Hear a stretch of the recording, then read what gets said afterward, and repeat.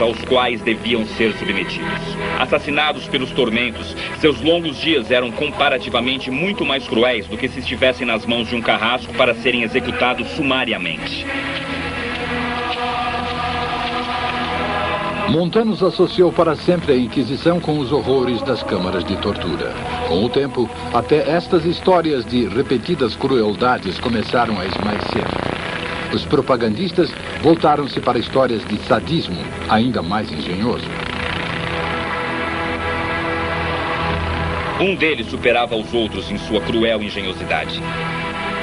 Seu exterior era de uma grande boneca com a aparência de uma bela mulher. Um semicírculo era desenhado em torno dela. E a pessoa que ultrapassasse essa marca fatal acionava uma mola que fazia o instrumento diabólico se abrir. Imediatamente, ele era aprisionado e milhares de lâminas o cortavam em vários pedaços. De fato, a Inquisição usou a tortura com pouca frequência. Em Valência, por exemplo, eu descobri que de 7.000 casos, apenas 2% sofreram algum tipo de tortura. E geralmente por não mais do que 15 minutos. E menos de 1% sofreu torturas repetidas e, em outras palavras, mais de uma vez. Eu não descobri ninguém que tenha sido torturado mais de 2 vezes. Nós descobrimos, comparando a Inquisição ocorrida dentro da Espanha com outros tribunais, que a Inquisição usou a tortura menos do que outros tribunais. E se compararmos a Inquisição com tribunais de outros países, descobrimos que a Inquisição tem uma ficha praticamente limpa a respeito de tortura. Durante o mesmo período, no resto da Europa, crueldades físicas odiosas eram lugar comum. Na Inglaterra, podia-se ser executado por danificar plantas em jardins públicos. Se alguém retornasse à Alemanha do exílio, poderia ter os olhos arrancados. Na França, podia-se ser esquartejado por roubar ovelhas. A Inquisição não usava nenhum desses métodos. Eles possuíam um livro de regras, as Instrucciones, que especificavam o que podia e o que não podia ser feito. O não cumprimento das regras significava expulsão. Então, diferente do alegado, a Inquisição não queimava suas vítimas nem as emparedava para sofrer por toda a eternidade.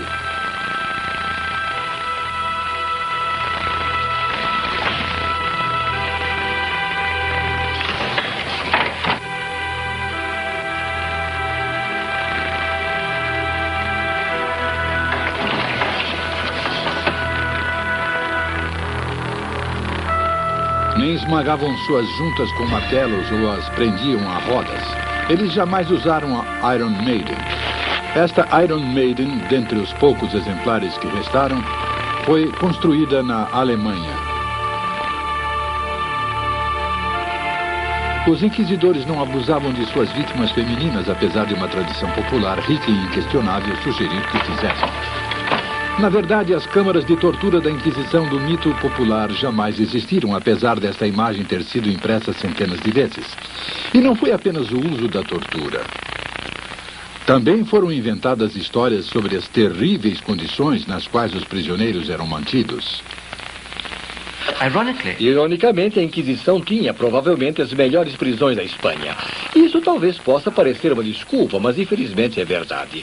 Vamos pegar uma citação dos inquisidores de Barcelona em meados do século XVI. Quando solicitaram a eles um relatório sobre o estado de suas prisões, eles responderam: nossas prisões estão cheias.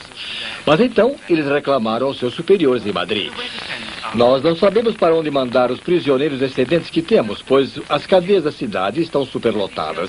E lá eles morrem à razão de 20 por semana. Eu descobri casos de prisioneiros em cortes criminais comuns, blasfemando a fim de ir para a prisão da Inquisição para escapar dos maus tratos recebidos nas prisões comuns. Então, apesar das envolventes ficções góticas de Montanus, as evidências nos levam a uma conclusão completamente diferente. Os inquisidores certamente eram interrogadores, mas eram interrogadores moderados, céticos a respeito da eficácia dos maus tratos e tortura em trazer à luz as heresias. Em contraste com muitos outros tribunais da Europa, eles destacavam-se quase como iluminados. O caso mais singular, por exemplo, é o caso da bruxaria. O Tribunal do Santo Ofício foi extraordinariamente benigno com o crime de bruxaria, enquanto que outros tribunais europeus, ordinários e eclesiásticos, não tiveram a mesma consideração com esse tipo de delito.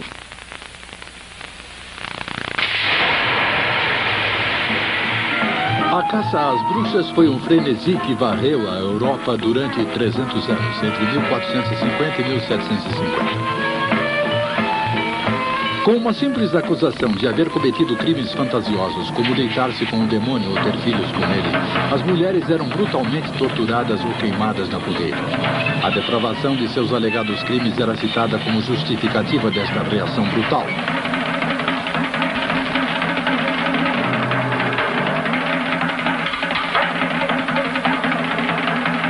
Um tribunal utilizou uma abordagem diferente. Lembre-se de que os inquisidores eram advogados formados e eles procuram por evidências. Então, quando os inquisidores procuravam por evidências de bruxaria, eles diziam: ok, então esta mulher matou um bebê. Onde está o bebê? Quantos bebês morreram? E assim por diante. E conforme eles procuravam pelas evidências, eles não as encontravam, porque a bruxaria era, podemos presumir, um crime imaginário.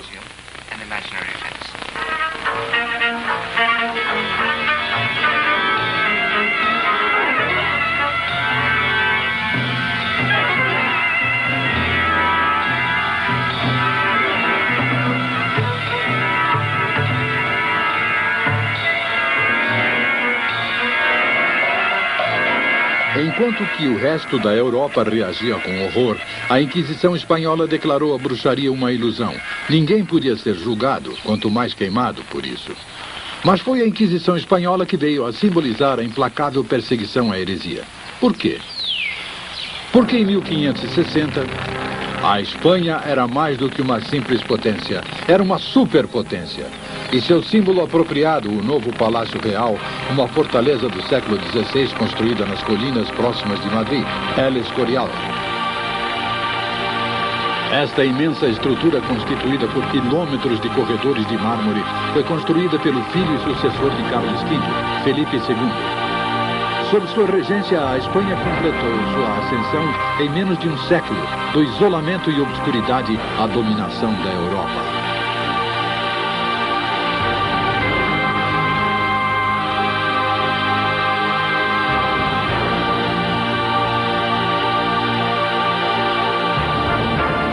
Felipe estava no ápice do poder terreno, mas, como seu pai Carlos, ele possuía uma lealdade maior.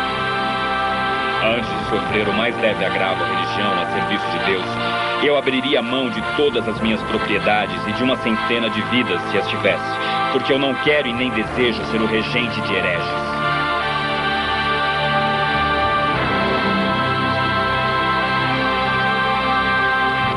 Confrontados com tal fervor e força, os inimigos da Espanha mudaram de tática. Seu alvo seria agora o próprio rei. Felipe II é um excelente exemplo das distorções e das criações. Criações bem-sucedidas neste caso, o caso da Lenda Negra. Felipe II era apresentado como um monstro, como um exemplo da crueldade da raça hispânica. Felipe II sua política era absolutamente questionável. E pessoalmente eu não gosto dele, mas ele não era um monstro maior do que, digamos, Henrique VIII da Inglaterra. E Henrique VIII, entretanto, jamais foi maquiado a fim de ser apresentado como um arauto oportuno do protestantismo. Felipe não se preocupava com a apresentação de sua imagem, acreditando ser menos importante do que sua dignidade. Ele pagou caro por isso. Em 1568, no ano seguinte à publicação de Montanos, um incidente do destino caiu nas mãos dos propagandistas. O filho do rei, Dom Carlos, morreu subitamente. A suspeita recaiu sobre Felipe. Dizia-se que ele não havia agido sozinho. Entre os aspectos da lenda negra que se tornaram muito comuns do século XVI em diante, estava o de que a Inquisição havia encorajado o rei de Espanha, Felipe II, a executar o próprio filho, por razões que o rei conhecia bem e que os inquisidores conheciam bem. Sobre esta lenda, é claro, não existe absolutamente nenhum tipo de evidência, ou, para ser ainda mais claro, ela é totalmente falsa, sem embasamento. Seu filho e herdeiro, Dom Carlos, era um adolescente insano e muito problemático que morreu em um acidente. Dom Carlos tornou-se algo parecido como um arauto da liberdade e foi o protagonista de muitas peças e dramas e romances dos séculos XVII e XVIII, sendo o mais famoso deles o de Schiller, depois convertido em uma bela ópera, por sinal, de Giuseppe Verdi.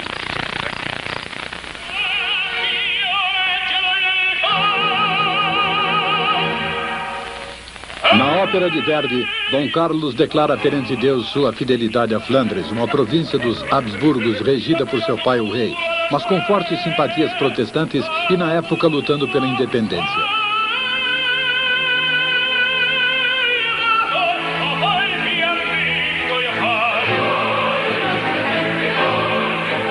Desafiando o seu monstruoso pai, Dom Carlos é retratado como um heróico símbolo da resistência. Sua missão, derrotar as forças da repressão.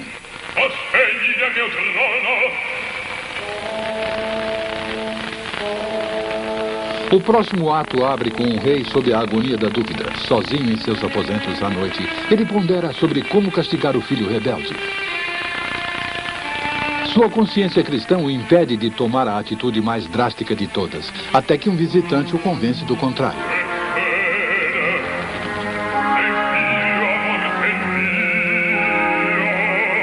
O grande inquisidor, retratado como um velho cego, escuta o rei confessar sua angústia. Então, através de seus argumentos inquestionáveis, o inquisidor gradualmente supera a relutância do rei e o convence a matar o filho.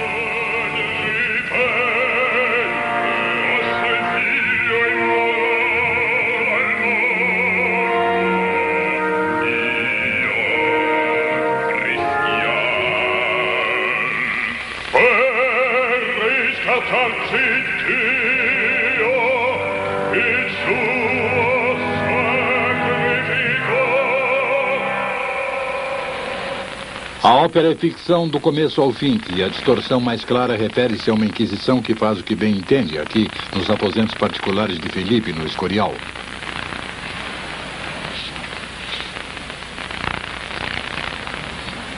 Uma presença maligna, espectral, temida até mesmo pelo rei e que manipula assuntos de Estado por detrás do trono.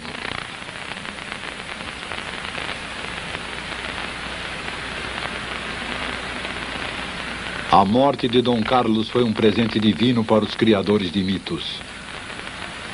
Na realidade, a Inquisição era um poder por trás do trono, tanto quanto o inadequado príncipe era um heróico mártir.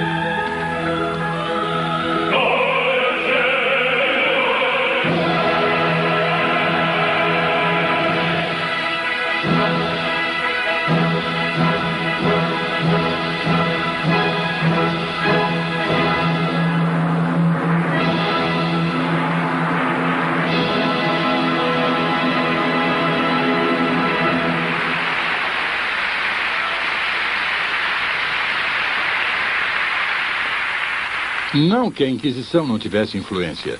As demonstrações públicas de seu poder eram grandiosas, executadas nas praças principais de cidades como esta, em Madrid.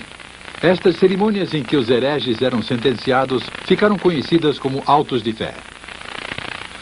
Mas também estavam presentes outros detentores do poder, outras autoridades da igreja, instituições eclesiásticas e a aristocracia. Todas estas outras instituições são poderosas. Todas elas têm a consideração do rei. Elas são concorrentes e conflitantes. Então a Inquisição tinha que operar tendo isso em vista. Seu poder, portanto, sofria constantemente a pressão e a oposição dos representantes de outras instituições igualmente poderosas. Ainda é possível perceber um resquício dos vários blocos de poder diferentes que concorriam na sociedade espanhola durante a procissão de Corpus Christi em Toledo. Cada uma das associações medievais da cidade tem seu lugar individual na procissão e seus paramentos próprios e distintos.